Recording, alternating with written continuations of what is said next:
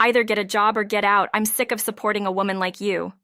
My husband's words crashed over me like a tidal wave, each syllable laced with disdain. Something inside me snapped. How did we get to this point? Why was I enduring the contempt of a man who belittles others to prop up his own fragile ego? I knew in that moment I was better off without him. My name is Melissa, and I'm 36 years old. I've spent the last few years trying to balance work with homemaking, a juggling act that once brought me pride. I'm a freelance illustrator, working from home, where I've always felt most at peace. Art has been my passion since childhood, and after graduating from art college, I landed a job at a design company. For years, I dedicated myself to my work, honing my craft, and dreaming of the day I could truly express myself through my art. At 30, I took the plunge. I left my steady job and became an independent artist, eager to live life on my own terms. Back then, I was single and thought I could carve out a fulfilling life by myself. But life had other plans. I met Daniel, a charming salesman, through a mutual friend. Our connection was instant, and within a year, we were married. Daniel's job took us all over the country. His company had branches nationwide, and his frequent travel meant we were always on the move. He worked long hours, and I, wanting to support him, temporarily put my art career on hold. Someone had to manage the home, and I believed that, as a married couple, we were a team. I was willing to sacrifice my career, believing I could pick it up again later. But as the years passed, the dynamics of our relationship shifted in ways I never anticipated. Daniel's promotion was supposed to be a turning point for us. After years of moving from city to city, he was promoted to head a new sales office. This meant we could finally settle down in one place, a stability we hadn't known in years. I was relieved and excited. Moving so frequently had taken a toll on both of us, and I was eager to plant roots and focus on my art again. However, reality didn't match my expectations. Despite the promotion, Daniel was still overwhelmed with work. The transition to his new role and the responsibilities of launching new branches consumed his time and energy. Then another problem surfaced. The cost of living in our new city was much higher than we had anticipated. Daniel's salary, while decent, barely covered our expenses, and his company offered no housing assistance. We wanted to save for the future, but our current situation made that seem impossible. One evening, after another round of budgeting, I suggested, maybe I should start working again. We could use the extra income, and I'll make sure to manage the house as well. Daniel hesitated, a frown creasing his brow. Fine, but make sure you take care of the home, he finally said, his tone dismissive. His words stung more than I cared to admit, but I pushed the feeling aside. He was under a lot of pressure, I reasoned, and probably worried about how our lifestyle would change. I was excited to dive back into work, to reconnect with the part of myself that had been on hold for so long. But as I started to rebuild my career, Daniel began to change. He became irritable, his patience wearing thin over the smallest things. The man who once praised my cooking now criticized every meal I prepared. "What's with this dinner?" he snapped one night, glaring at the plate in front of him. "Roast chicken, vegetables, chowder, and fruit? This food is awful. Why are you cutting corners when you're home all day?" I was taken aback. "I found some deals on ingredients, so I made a dish I thought you'd like," I explained, trying to keep my voice steady. But Daniel wasn't satisfied. "What are you saying? That my salary isn't enough?" he accused, his voice rising in anger. His sudden outburst left me speechless. How had we gone from discussing dinner to questioning his salary? I wanted to argue to defend myself, but I held back.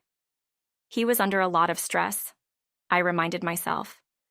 This wasn't the Daniel I knew. But Daniel's behavior didn't improve. In fact, it got worse. He started to nitpick every aspect of our home life, from the way I cleaned to how I managed the household finances. "Are you slacking off?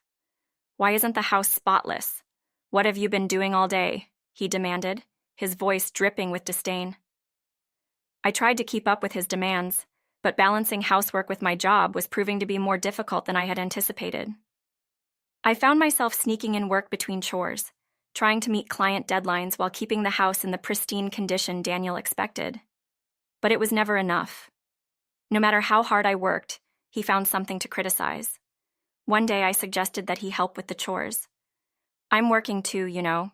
Maybe we could share the responsibilities? His response was cold and dismissive. It's because of your worthless job that the housework is suffering. Just quit. Don't get cocky just because you work from home. You're not even making much, so don't act so high and mighty. His words cut deep. According to Daniel, I was still just a housewife, even though I was working. I couldn't understand his logic. Yes, I wasn't making much money yet, but how could I when he kept interrupting me, demanding my attention for trivial things? I was fed up. I started to minimize the chores I did for him, focusing instead on my work. If he wasn't going to support me, then I had to take care of myself. But this only made things worse. The more I focused on my job, the more Daniel lashed out. His insults became more frequent, his temper shorter. It was as if he was determined to put me back in my place, to remind me that he was the one in control. Then one day, while cleaning our room, I stumbled upon something that made my blood run cold. A pile of past due bills lay carelessly on the desk, half hidden under a stack of papers. My curiosity got the better of me, and I decided to take a look. I had never seen Daniel's pay stubs before, but I assumed his salary was enough to cover our expenses. What I found shocked me. The amount on the pay stub was about half of what Daniel had told me.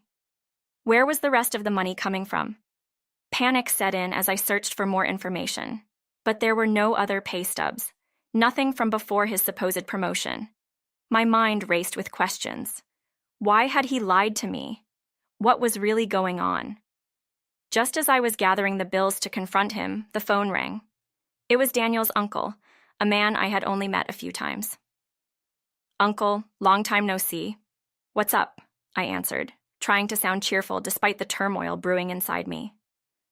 "Well, it's awkward to bring this up, but I've lent Daniel some money. It's been a while, and I'm wondering when I'll get it back. I'm in a bit of a bind here," his uncle said, his voice strained. My heart sank. Daniel owed his uncle money? The pieces of the puzzle started to fall into place. He had been borrowing money to cover the gap in his salary. Tens of thousands of dollars, according to his uncle. I apologized profusely, promising to repay him, even though I had no idea how we would manage it. That night, I didn't mention the debts or the pay stubs to Daniel, but my anger towards him simmered beneath the surface, building with each passing day. He had belittled me, exploited me, and lied to me. How could he do this to the woman he claimed to love? The tension between us finally reached its boiling point that night. Daniel came home late, as usual, and immediately started complaining about the dinner I had prepared. "When will you ever get good at household chores? The food's terrible, the entryway's a mess. What have you been doing all day?" "Another useless job, I bet," he sneered. His words were like daggers, each one piercing deeper than the last. But this time, I didn't stay silent. "If you're not happy, then why don't you do it yourself? You've been coming home on time lately. You can handle it," I shot back, my voice trembling with a mix of fear and defiance. Daniel's face twisted in anger, and he slammed his fist on the table. "When did you become such a mouthy woman? Don't get carried away, you waste of money. Do you even know who's providing for you?" he roared, his voice booming through the house. I didn't back down. "What's so mouthy about standing up for myself? I'm doing my part. What about you?" I glared at him, my resolve hardening with every word. I didn't have to put up with this man anymore. Whatever he said, I didn't care. I was done. "Fine, I'll leave," I said calmly, grabbing my already packed bags. I had been preparing for this moment, knowing it would come sooner or later. "You can't do anything on your own anyway," he spat, but I ignored him.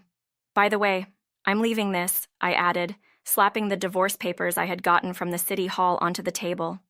His eyes widened in shock. He must have never expected I'd leave, let alone file for divorce. He stood there, speechless, as I walked out the door, the weight of my decision lifting with each step. I went straight to my parents' house, where I had already informed them of the situation. They welcomed me with open arms, and I felt a sense of relief wash over me. My husband's sudden change in attitude, The lies about his income, the debt, everything pointed to one conclusion. Our marriage was over. My parents urged me to file for divorce immediately, and I intended to.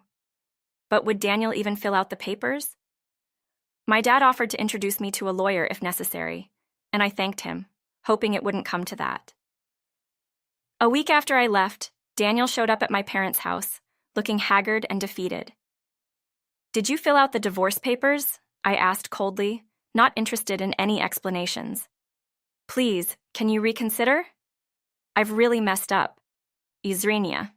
But I want to make things right," he pleaded. I was taken aback by his tone. He didn't seem like the arrogant man I knew. My parents looked at him skeptically, but agreed we should at least talk. So we sat down, and Daniel finally confessed. His promotion had been a complete lie. In reality, he had been demoted to a subsidiary, which explained the drop in his salary. He admitted that he had never been particularly good at his job, and that his frequent transfers were due to his incompetence. His pride had kept him from telling me the truth, and instead, he had taken out his frustrations on me. "I realize now that I need you. I can't even afford the rent on my own. I think we can make it work if we combine our strengths again. Please, let's give it another try," he begged, tears in his eyes. But I felt nothing. No sympathy, no love, just cold indifference. "If you can't afford the rent, then just move. You can find cheaper places if you're alone." "And what about your uncle's debt? You have to pay it back, right?" I said, my voice devoid of emotion. "How did you know?" he asked, his eyes wide with shock. He had been trying to hide his debts even now, when everything was falling apart. My dad chimed in, his voice firm. "You've been so dishonest. I can't imagine letting you have custody of our daughter anymore. What were you planning to do about the debt without telling her?" Daniel didn't have an answer. He just sat there, defeated. "If you won't agree to the divorce, I'll hire a lawyer. Your abusive comments are clearly grounds for divorce, and I have evidence. So, brace yourself," I said, my voice steady. He finally gave in, pulling out the divorce papers from his bag. "I've really messed up beyond repair. It's too late now. We're strangers," he said, his voice barely above a whisper. I took the papers from him, feeling a sense of finality. We hardly had any shared assets, just a small amount of savings that we split. We moved out of the apartment we had lived in as a couple, and I heard Daniel quit his job. Apparently, the rumor of our divorce had spread at his already uncomfortable workplace, making it even more unbearable for him. He reached out several times after the divorce, begging for a second chance. "I want to start over with you. Nothing's been going well since we split. I realized you were the only one on my side. Can we—" But I had no interest in reconciliation. His constant pleas creeped me out, so I changed my phone number. If only he had put his pride aside and been honest from the start, maybe things could have been different. But there was no way I could forgive his abusive behavior, and the love I once felt had long since faded. After the divorce, I resumed my career as an illustrator in earnest.